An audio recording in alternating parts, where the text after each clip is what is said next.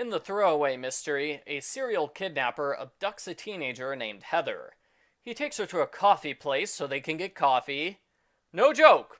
He leads his hostage into a coffee place at gunpoint and attempts to order coffee like nothing is out of the ordinary. What was this guy thinking? Yeah, I know I'm in the middle of a kidnapping, but dang it, I could really use a latte right now. Maybe no one would notice. Argofont Book Review, Argofont Book Review. The Hardys are working undercover at the coffee shop, which means this is not the first time the kidnapper has taken a hostage out for coffee.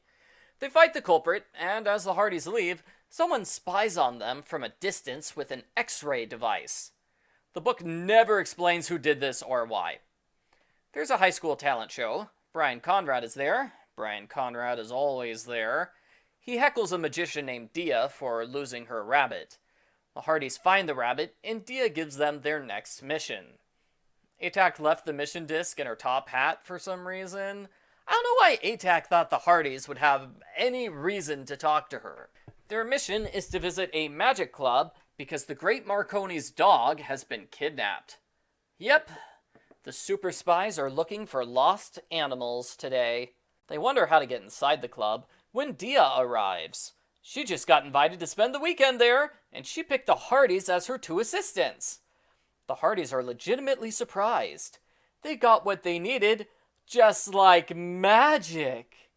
Yeah, the magic of plot convenience. Well, this explains why Atac gave the Hardys' mission to Dia. They were clearly setting her up so she would invite the Hardys along. I wonder why Atac didn't tell the Hardys about this plan. They sort of jeopardized the mission by keeping secrets from the Hardys for no reason. Not the first time Atac has done this.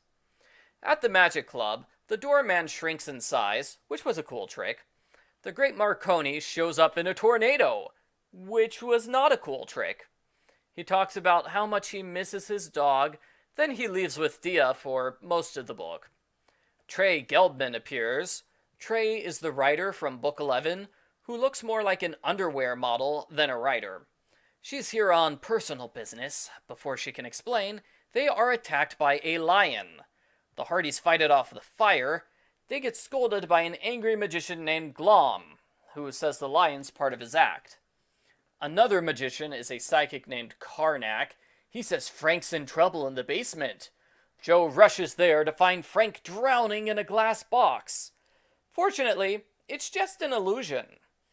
I don't know why Karnak decided to trick Joe into thinking his brother was drowning. That's a rude way to introduce yourself. The last suspect is Mystique. She disappears mid-conversation and reappears behind them. Then she disappears and three of her reappear in her room. She reappears behind them again, and I'm sorry, the Hardys are trying to have a normal conversation here. Could you save the vanishing act for later? Dia screams. The Hardys rush to the roof where they find the Great Marconi has been murdered. No, wait, it's just a magic trick. Again. They solve the mystery in a weird scene. When is an illusion not an illusion? When it's not an illusion at all? That doesn't explain the mystery. That doesn't even make sense. All Joe did was repeat the question back at Frank. The point they're trying to make is that the magicians set up illusions for the Hardy Boys, but not Trey. Therefore, Trey is the key to the mystery. It's a good deduction, but the Hardys haven't talked to Trey. How do they know she hasn't seen any illusions? It's not like the illusions were so Hardy Boys specific that the magicians couldn't have repeated the same tricks for Trey. The Hardys go to Trey's room, they find a letter about a reunion. They rush to the theater, where Trey is tied up and standing in hoops of fire. Frank hears barking from under the stage. It's Poppy, the lost dog! The dog leads Frank to a trap door so he can save Trey. The Hardys explain that the Great Marconi has memory problems. His dog wasn't kidnapped. He was working on his fire trick and forgot the dog was below the stage. He also forgot that Trey is his secret daughter and he just invited her to meet him for the first time. So there was no mystery, it was just a forgetful old man. We're told Trey triggered the fire trap by accident, which I don't believe because her hands were tied up. How do you accidentally get your hands tied while standing in 3 rings of fire? Maybe it's magic rope. The throwaway ending is Dia performing a magic trick where Brian Conrad is mauled by a lion. The end. Post-Book Followup. This book was a little different than normal. Instead of having constant fake-out death scenes, there are constant fake-out magic scenes. A surprisingly large amount of time was spent on Dia and Trey, who are neither suspects nor victims. It's unusual for the series to focus so much on people who are essentially side characters. It's far more common for a character to briefly appear and never be important again, like all of the suspects in this book.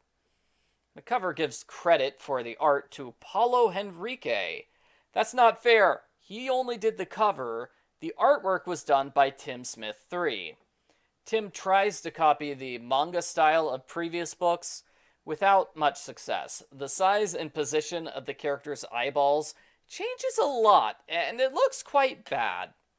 Mystique and the Great Marconi looked good, because the artist did them in his own style. I wish the entire book had been done in the style of those 2 characters. Overall, I liked how the story was different from normal, although there are definitely places where it could be improved. Like, when is an illusion not an illusion when it's not an illusion? The better-than-normal story is balanced out by the worse-than-normal illustrations and a slightly sloppy explanation scene. I guess Trey kept her father's identity a secret from everyone just so there could be a mystery. I give the Hardy Boys Undercover Brothers graphic novel number 11, Abracadeath, a 4 out of 10.